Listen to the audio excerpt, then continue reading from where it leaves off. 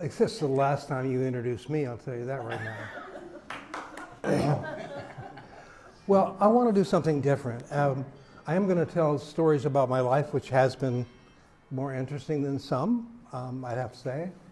But I also want to explain really how I did get this way, because I think my life, whatever, is not common.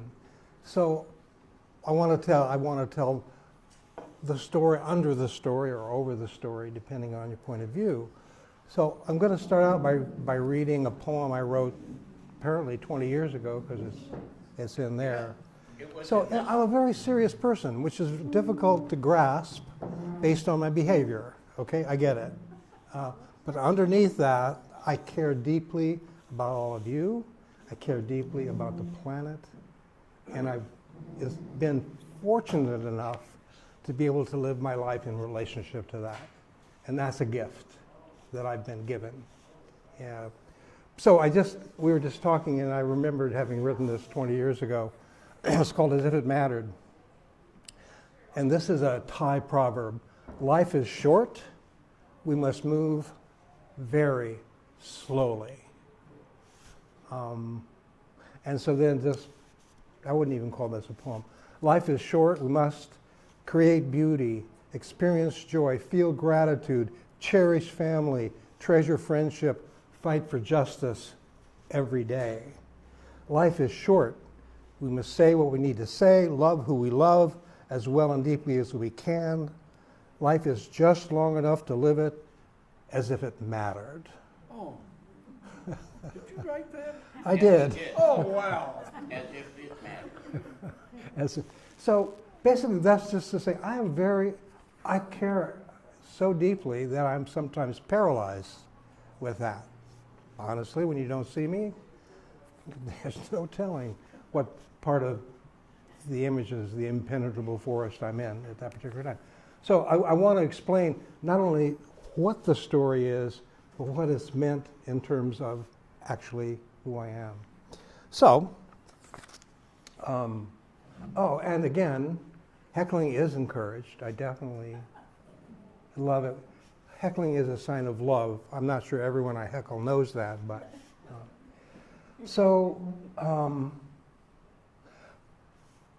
the other thing I need to say to begin with, Doug? I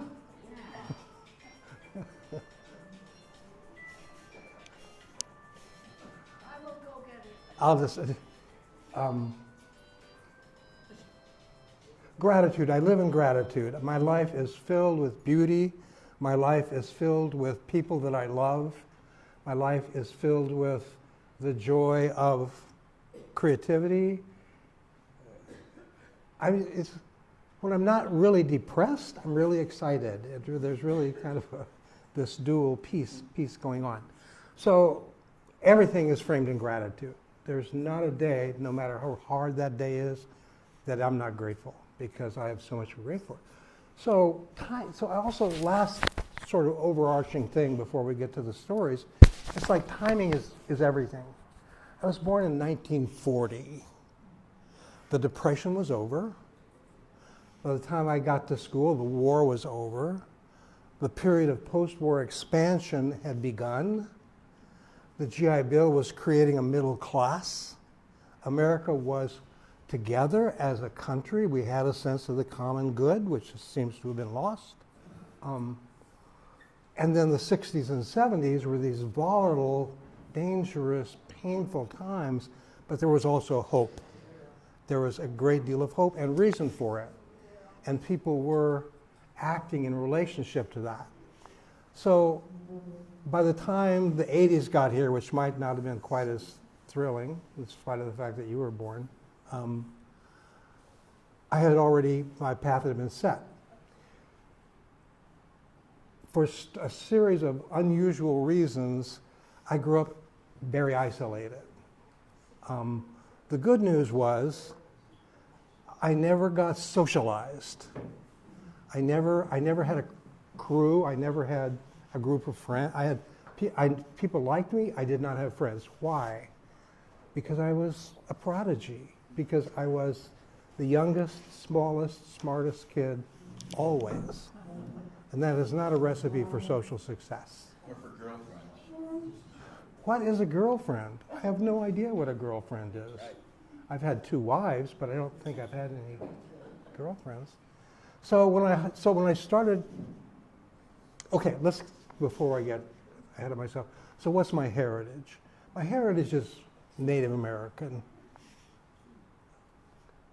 Osage. Osage is the tribe from Killers of the Flower Moon. That story is my father's story. My father was 10 when that happened. That was my grandfather's story. And it was never spoken about, ever. Ever. And then I'm reading about Killers of the Flower Moon, Osage Reservation, 1922. But my dad was 10, and they were living in Ponca City, right off the reservation. So I was not raised in relationship to my heritage, but it's had an enormous impact on me, and especially that sense of connection to the land and just a way of being in the world. Am I grateful for that? Yes. Is it painful? Yes. Have I been to Oklahoma since 1950? No. There's too much blood in the soil. I can't go there. So we're getting a little picture that I might not be normal. So I born in Michigan, came to California in 1946 when California was in fact paradise. Lived on the last street in a small town that was basically workers, Douglas Aircraft, and dairy farmers. I lived on a long block, no sidewalk, 2 other kids. One was a girl. My one brother, 5 years older, would not leave me alone. I couldn't be friends with the girl and Glenn, the other person, was a tap dancer, and I had problems with that. So I just didn't understand that. So I was alone. And I was just telling you today, it was so extreme that we had a half acre, 50 feet wide, 450 feet deep. We had 7 fruit trees, we had 7 grapevines, we grew corn and potatoes. We had 150 chickens. Free range chicken comes naturally to me. I was raised with chickens. What did you do on that narrow strip of land? I found this to be incredible this morning. You told the story. Okay, so I just really was isolated. I really was. My dad worked 6 days a week for a variety of strange reasons. It was not easy for him. So he was Osage. If you saw Killers of the Flower Moon, in the early 1920s, they were the richest people in America. Briefly. Anyway, so when my dad left Oklahoma, no one else in the family did, Oklahoma, Kansas, we were around for about a year in transit, and then we bought this half acre with a house on it. Well, that's that thing that says, so where did my brother and I sleep? In a railroad car that was pulled up on the land. I don't have time to tell you about the railroad car. Let's just say it was not a finished railroad car, it was just a railroad car. Then we moved into the house, into a bedroom 7 feet by 9. Bunk beds, no chest of drawers, no place to stand to open it, no closet. 600 square feet. Why did no one ever come to dinner? Because we didn't have a table. We ate at a kitchenette built into the wall in the kitchen. So did I feel poor? Of course not. Because poverty then wasn't a crime. It was just what happened. It was the depression. So I never felt poor, or I never felt poverty. I definitely felt poor. So my high school career, I'm not going to tell that story, but I'm not. I will tell that the high point of my high school career was setting fire to the chemistry lab on public school night. He is self-editing, I know that, because I know some of these back And I'm not stories. telling it, Dale, so I know that. leave you alone. So I waited desperately to get to college where the gates of knowledge would open and I would finally be able to use this mind. Because it was a terrible school, frankly. And so I got there. In California, right? In California. And while technically I was 17, I had been 17 for 2 weeks. When I started high school, I was 4'10". I weighed 90 pounds. It's like I never went anywhere. I mean, so the good news is I was very unsophisticated, and my parents raised me to take responsibility for who I am. They didn't tell me what to do. They didn't tell me where to go to school. They didn't tell me anything. They said, treat people with respect. You're smart. Figure it out. So I wasn't filled with things, no extended family, zero. I say a family so nuclear, it's amazing it didn't explode. There were just 4 of us, no relatives. So I never picked up all that information that you pick up in families, in groups. And so the good news is, I was, Doug, you are so popular, and I love you. Anyway, I'm so sorry. So when I went to college, and Dale loves the fact that I dropped out of college 4 times. Yeah, I was hoping he'd mention that. I will. 4-time dropout. Yeah. So I was a very interesting dropout. My freshman year, I was living literally in a garret with a hot plate. ROTC was compulsory at UCLA.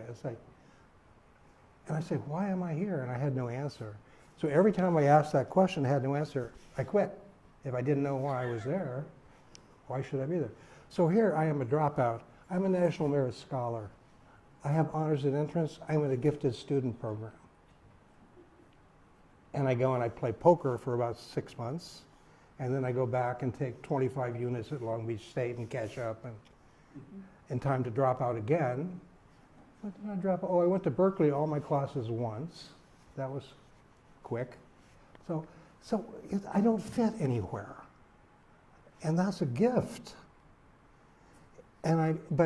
So here's the thing, and this is probably something you didn't expect to hear. Why is this story possible? Because I'm white. Because I'm white. I may be poor, but I'm white, and I'm male, and I'm smart, and eventually I will be a college graduate on 2 continents, Africa and the U.S. And we're growing up in this period of expansion. Yeah. I don't have to worry about whether I'm going to be able to eat. I don't have to worry.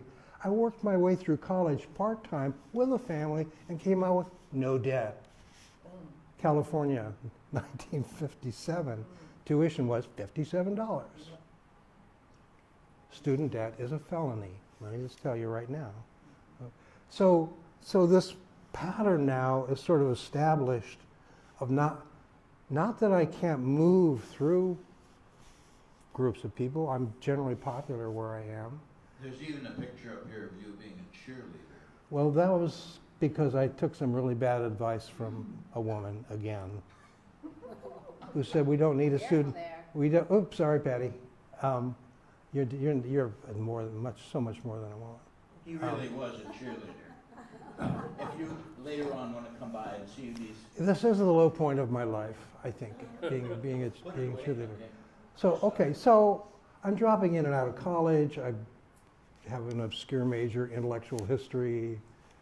I do a double major in English, go to graduate school, drop out of that too, go to work in the placement center, and then feel like I really want to get out of this country. Laverne is pregnant for the first time, my wife. Anyway, that's a whole other story. So I end up going to work and then deciding I really want to work outside the country. So I go to my boss and say, look, this country is making me crazy. I think I need a break. I want to work overseas. Do you have any ideas? He said, yeah, why don't you teach in Africa? I said, well, I don't have a teaching credential. You don't need a teaching credential. What do you mean you don't need it? You can go to the university there and get one as part of this program called Teachers for East Africa. I said, well, that's an interesting idea. He said, yeah, they're interviewing today on campus across the street. I walk out of his office, walk up to his office. So I apply, and they say, no, we don't want you, you have a child. I write back and say, yes, you do. And they wrote back and say, no, we don't. And I write back again, and they're beginning to get the drift. And they say, fine, come on. So, since the initiated the process, Laverne has the baby. Our daughter is about 8 months old when I go to Africa, about 10 months old when she comes. Sorry I couldn't find the picture of her about this high and, coming to Africa. So I go to the university there for a year in this program. And then I go in to Tanzania and teach for 2 years. And it's amazing. Africa is amazing, physically amazing. The wildlife is amazing, the bird life is more amazing, and the insect life, you wouldn't believe. A vesicant beetle is, whoops. Never mind. A vesicant beetle is a blister beetle. Sound right? Yeah. So how's it sound now? Is it okay? Can you hear me? Yeah. Okay. Good. Keep going. So if a vesicant beetle lands on you and you brush it off, blisters come out on your arm. There are 6,000 species of vesicant beetles in Africa. And mango flies lay eggs on your laundry, on the line, and if you don't iron your laundry, then they lay their eggs and they burrow under your skin. And those are not the flashy bugs. I mean, they're really, so there's this natural wonder that I'm exposed to. And for the first time, I understand what I will later identify with my Native American heritage is the identity between the people and the land. The land is alive. Cities are alive, but not in a good way. But the land throbs with life, especially far from, I was 500 miles from Dar es Salaam inland, and it was completely, utterly amazing. So I will tell two quick little stories. Like my daughter, who's 3 now, comes in and she goes, she's usually very articulate. So I walk out, and an Ankole cow, which is like a longhorn cow, is giving birth in our front yard. Oh yeah, and the dog did get swiped by a lion and did get cobra venom in its eyes. And that's all true too. But the story that I think I'm quite fond of is I never learned to ride a bicycle, ever, until now. But in Africa, I decided, okay, I'm going to learn to ride a bicycle. So we had a long driveway, and I drove around. Yeah, that seems okay. I'm going to go into town, not too far, maybe a mile. Remembering to turn right to go to town, because if you turn left, it's 700 miles around the block. You have to go to Lake Tanganyika, take a steamer to the town, come back. Along the way, you get to wave to Jane Goodall, who's there while I'm there. Hey, Jane. So I decide, no, I'll turn right. So I'm riding my bicycle, holding tight, and a friend comes driving toward me, and she waves to me, and there's this moment. I can't not wave back, that would be unfriendly, but I should keep my hands on it. And that's how I ended up in the drainage ditch on my one and only maiden bicycle ride. Microphone. Whoops. Keep going. I need to tack it to my head. Marilee, you can hear now? Okay. So, Dale, you're not keeping track of time for me. You're not a good person. I don't want to interrupt you. You've got time? Keep us in Africa. Give me minutes. I want you to bring us back. Oh my God, this is terrible. Well, wait. You have to take us back to the community of when I met. You didn't do your job. You were supposed to keep me on track. He's also a serial abuser and accuser. I am doing my... I have never abused cereal in my life. Oh, and snap crackers. Oh my God, what have I done? This is Now, horrible. But how did you get into advocacy? I know you Okay, don't want so to here's what happened. Here's what happened. I came back from Africa in 1967. Here we go. That's a hell of a year to come back after 4 years in Africa, 2 years in a small village 500 miles from the capital. And there's this, we've gone from a civil rights movement to a black power movement. Right. We've gone from marginal involvement in Vietnam to this huge resistance to the war in Vietnam. And I think, I'm so upset with myself for blabbing on and not getting to the important stuff. When I came back in 1968, someone said to me, I'm not sure who discovered water, but I'm sure it wasn't a fish. If you're swimming in it, you can't see it. If you go to Africa for 3 years and come back, suddenly you see it. And it's not a pretty picture. So my now 4-year-old daughter, this is a very pivotal story. When we were getting ready to go, we had big packing carts out, and she and 5 of her African friends were basically rioting in this box. And I got the camera, and they all stopped and looked at the camera. I was like, took a picture. So I had slides. We were showing slides. Catherine came in. Here's this picture of her and 5 of her African friends in this box. And she says, which one am I?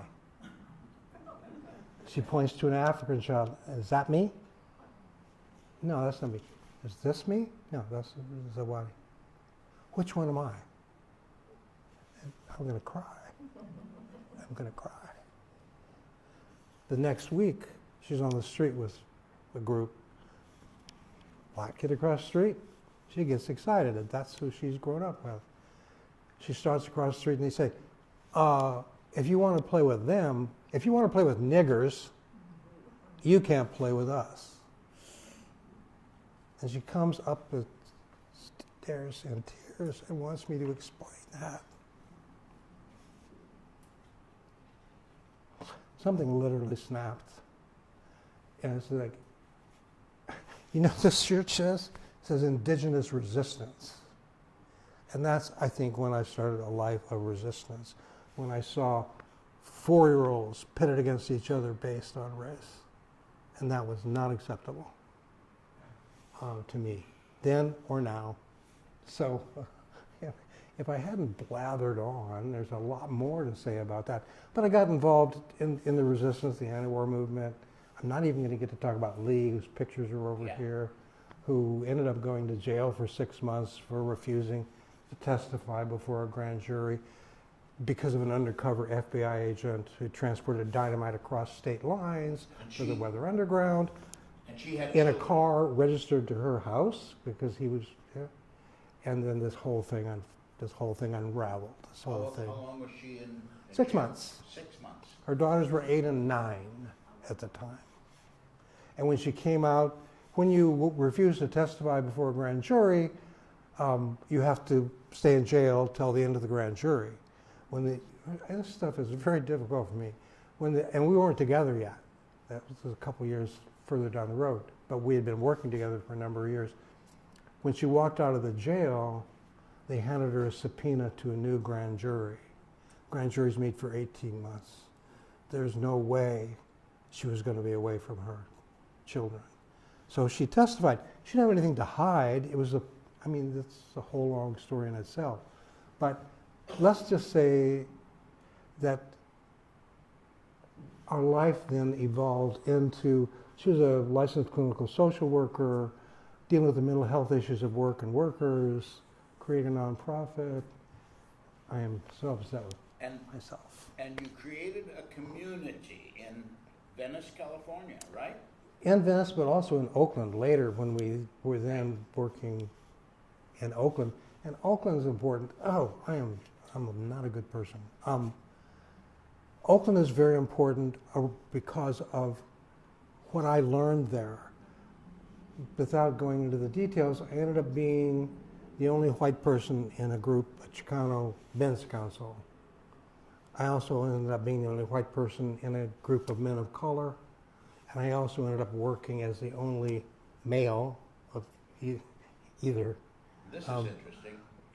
in the women's music industry, and I was even briefly the interim chairman of the board of a lesbian dance collective. Everybody So wore why that. is this important? Yeah, Because these issues aren't abstract. there you go. These are the people I worked with. I loaded trucks for 7 years with a workforce that was 10% white. I lived with, worked with, cared about, cried over, celebrated, and suddenly racism isn't an abstract concept. None of it is. So how I got this way, I was just blessed to have these opportunities and able to take it in.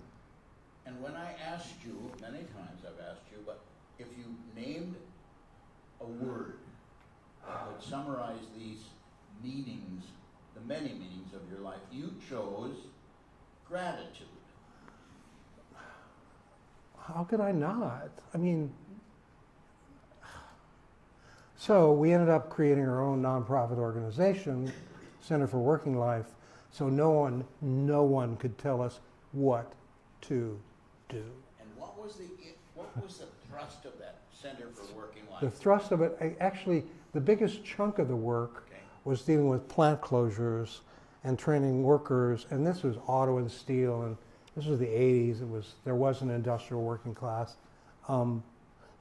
Training union members to be peer advocates for each other. When a plant closes, bad things happen. Divorce happens, alcoholism happens, suicide happens. It's just, and if you're isolated, it's worse. So the role of the peers, among other things, was to not ever let anyone get lost, fall through the cracks. And we went from the very first closure that Lee worked with, where there were 8 suicides, Fremont GM plant, California, and I think there might have been 2 more in the 10 years that we did it, because if you get in and give people support, that doesn't happen. So why wouldn't I be grateful for being able to do this work and survive and not use grants to do it? So one of the ways, the thing I've written is probably most significant. So I took Lee's work. Lee was a genius. Her superpower was stubbornness, by the way. She was from New Jersey. Thank you very much. So here's a good example. So we would, sidebar, we would argue over West Coast humor versus East Coast humor. Her position, no such thing as West Coast humor. My position, East Coast humor always has a victim. Back and forth, decades. And then finally I said, just once, just one time before I die, I want you to admit you think I'm funny. Without hesitation, she said, if you ever are, I will. That's what I put up with for 50 years. And you went to Poland to help relocation for miners. Just think of this, coal miners. So gratitude. Now, Lee did the bulk of the work in Eastern Europe. So she went all over, did everything. I stayed home. I did the laundry. I mowed the lawn. And happy to do it. The joke is, Lee does not know where the washing machine is in the house, nor does she know how to operate it. So a lot of that time, I was doing my activist work and other things, but I was keeping her life going so this work could go on because it mattered. Because it mattered. That's Yeah, as if it mattered. Of course it matters. And that, when I looked for that poem and couldn't find it, it's on the cover of this compendium of material that you put together years ago. And I'm going to read the last stanza. Life is just long enough to live it as if it mattered. So this is completely out of context, But I do have to write the poem that I wrote for Lee about 6 months after she died, which was 2.5 years ago, just to bring her here. I want you to read it. I just want to hold this up one more time, Jerry, because You're fired. because it's a compendium of writing that's in a spiral binder and has never been published. I pick it up in the evenings and just read a page or two. You're fired. Get up. Because the writing is so... Effective now. Shut up. The writing is so gentle and yet so powerful, both at the same time, that it grabs... So I'm going to read something I wrote. So interrupt you. So the whole... Just do it. So how many of you knew Lee? Very few of you. Just a few people. We moved here in February 1st, 2021, in time to be sequestered. She was in sort of maybe year 5 of her 7-year struggle with dementia. The biggest learning experience of my life was being her sole caregiver the last 18 months of her life because of COVID, and also because her anxiety level after she could not. So how did I do that? I have no idea. I literally have no idea how I did it. So about 6 months after she died, I wrote this poem. I documented in letters to our family the whole the time between her 80th birthday and when she died at 88. A letter to Lee, the final touches on this epic love story. Darling, every day I miss you more than I can say. The good days, the hard days, the day you died, I miss them all.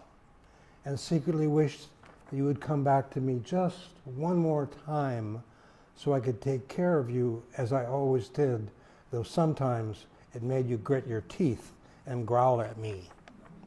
In love, there is always room for friendly disagreement. Is it possible to hold so much gratitude and so much sorrow? Every day I chat with your ashes and laugh out loud. As for tears, they sometimes come as showers, sometimes rain. Gratitude always wins. Laughter always cancels sorrow. I'm lost, of course, without you, but I can live with that. There's work to do, people who need me. Beauty always needs a midwife. And I also know with every breath I take that the rhythm and necessity of moving toward the good has not been suspended. I carry you with me as the road goes ever on. You are obviously tucked away in that beating thing that is my slightly broken heart. And there's just a hint of a Jersey girl in the smiles that spill from me like sunlight over water. Love, Jerry.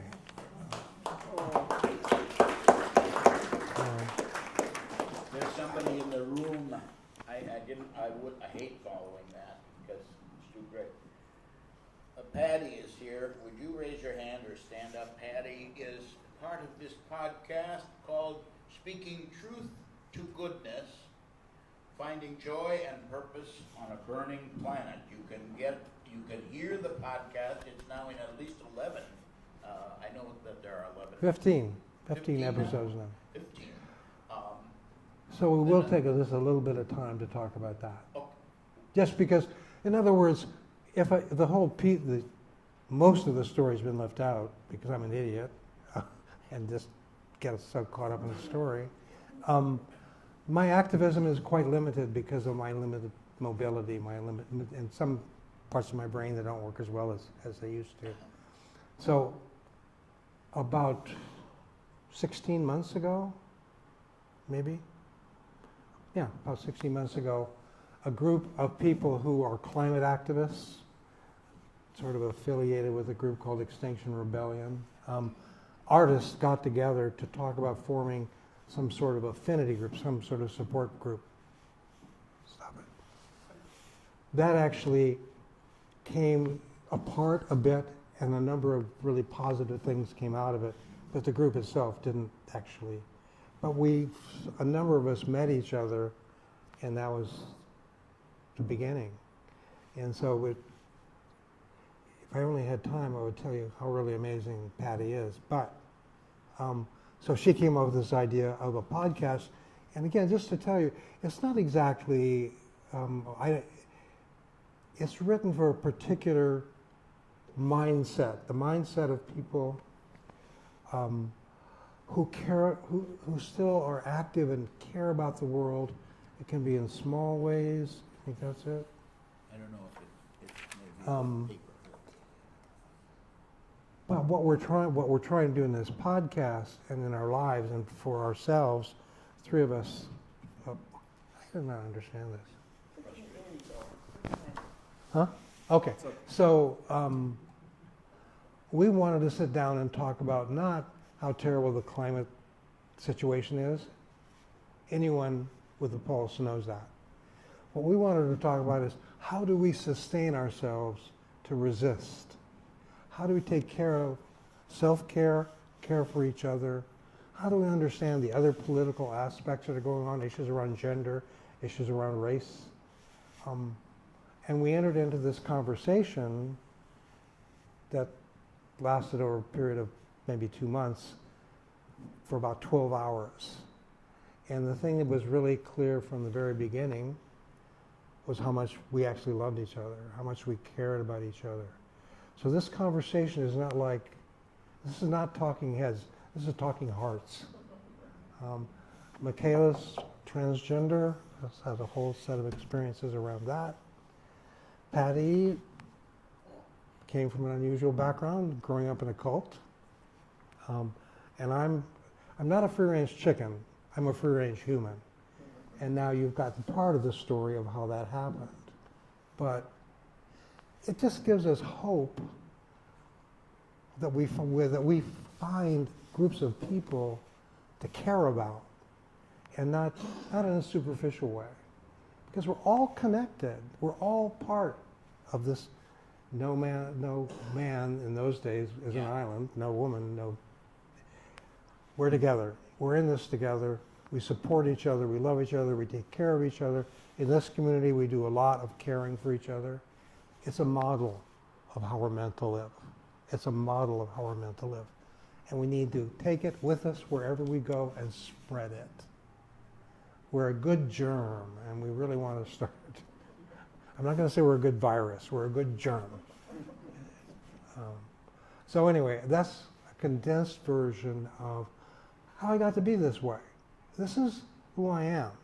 And there's this one image, which I'll pull out of short something I was going to read. It's like we have to live in our hope. We have to live inside our hope. And the character in this Barbara Kingsolver novel is talking about she's running down the hallway of her hope, touching both sides. And she can't even express how joyful that is. Fine, I quit. It's all questions now. ask. If you have questions, now's the time. We have a few minutes to stay here.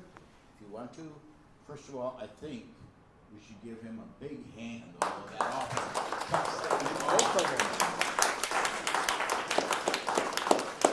Questions, comments?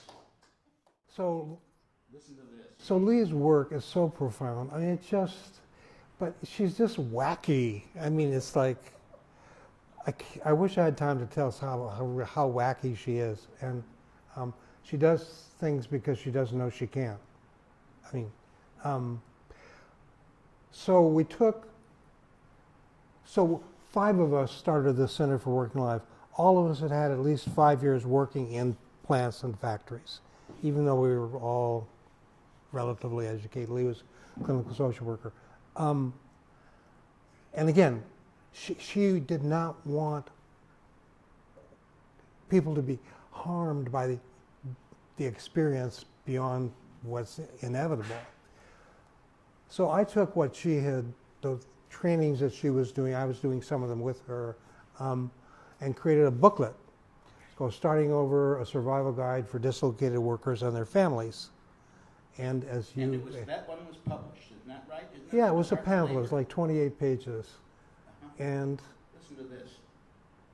many copies? 1 million. Wow. Why does that make me cry? Because that's 1 million people who lost their jobs. And in that generation, the auto workers and steel workers thought they had lifetime jobs. They did not imagine ever that a plant would close. But it did keep us going. I mean, in other words, it brought, it not mine, it was cheap, but it kept us going through a long. I was a very shy child. I was very, very, very, very shy. I think Africa changed everything for me. Having that experience in a completely different culture, it's not even like going to Spain or somewhere in Europe. And it's like, I think what helped me overcome my shyness is my excitement about difference, different people, different cultures. That it's my idea of a good time. It's not scary, it's not difficult, because I really want to know about other cultures. So my friend who's known me for 50 years here in Portland said that I have the ability to be present, which seems like a small thing, but it's actually not. And really, if you ask me what my spiritual and political practice are both the same,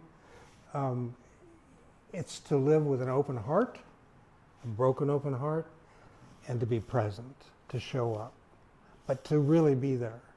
That's all if nothing else, I'm going to do that every day till I fall over.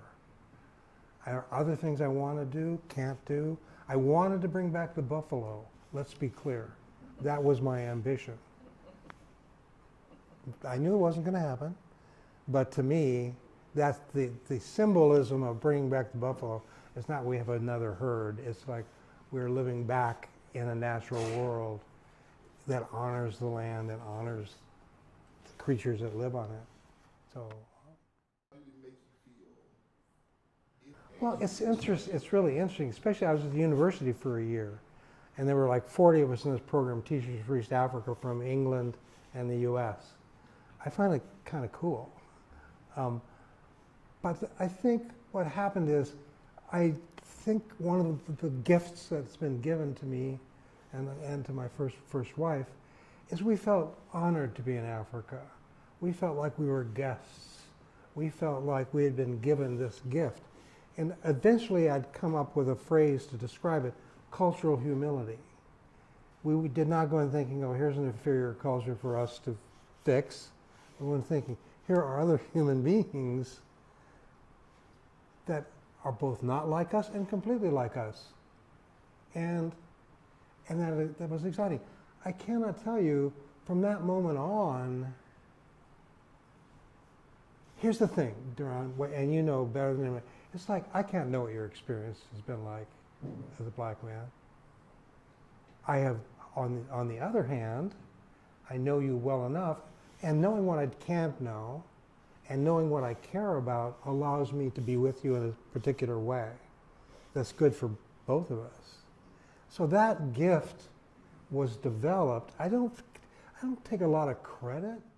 I really don't. And that's, speaking truth to goodness, last thing. It's like, I thought Lee was a hero in so many ways, but the main way was every day she moved toward the good. Every day, doesn't matter what the scale is. You don't have to be rich, you don't have to be famous, you don't have to be powerful. You just have to move toward the good. And then I did the math. The two of us had moved toward the good 17,000 days. That is greatness. I will claim to be great in that way, and only that way, is that I have tried to move toward the good every day. How many? The people here move toward the good every day. We're not able to do the things we could do 10 years ago, 50 years ago, but it doesn't matter. But to me, it matters that we make the world around us better. And I do it by being silly. You know, it's a terrible job, but somebody's got to do it. You know. Say something I thought I saw. I wanted to say something. Yes. You're fired. Oh no, I'm channeling my inner Donald Trump. Oh. I saw you earlier, but it is, You're fine. let's go have more cookies and coffee. Thank you, Jerry. One more time. You can't fire me, I quit. I know, but it's just like, I just heard those words coming out of my mouth. It was like, there's a learning curve here for me. How am I going to drink water? Don't put the microphone in the water. Gargle, gargle, gargle.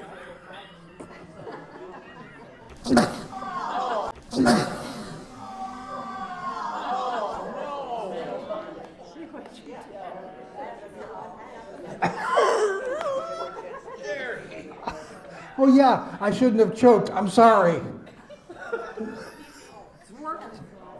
Charlie made me laugh while I was swallowing. Jerry is a wonderful writer, a photographer, he has a drinking problem.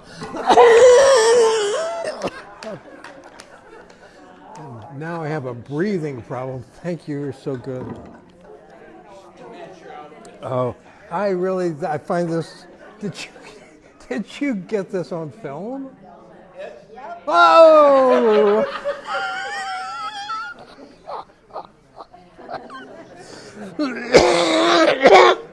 I got him. So here's it says, I'm trying to drink. You do whatever you did. And I said, don't cough, don't cough, don't cough.